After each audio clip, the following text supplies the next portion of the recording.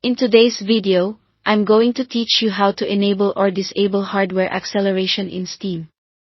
If the Steam interface ever feels sluggish, or certain pages stutter or tear when you scroll, turning on GPU acceleration can help. On the other hand, if you're seeing odd visual glitches or want to trim memory usage, turning it off is a quick way to troubleshoot. This setting only affects Steam's interface and web views, not the performance of your games. First, let's enable it. Open the Steam client on your computer. In the top left corner, click the Steam menu, then choose Settings. In the Settings window, go to the Interface tab. Scroll down to the bottom of this page and look for the option labeled Enable GPU Accelerated Rendering in Web Views Requires Restart. Check that box. When you're done, click OK. Steam will prompt you to restart so the change can take effect.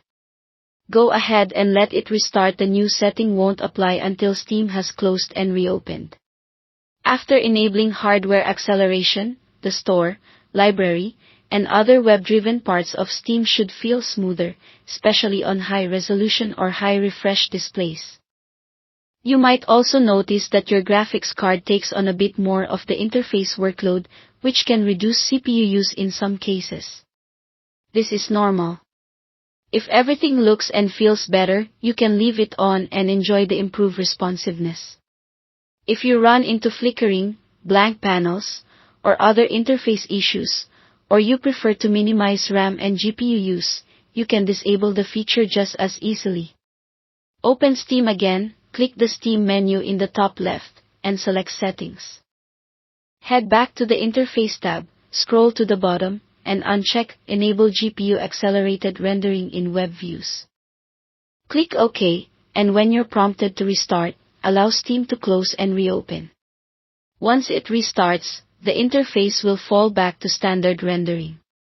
That's all you need to enable or disable hardware acceleration in Steam.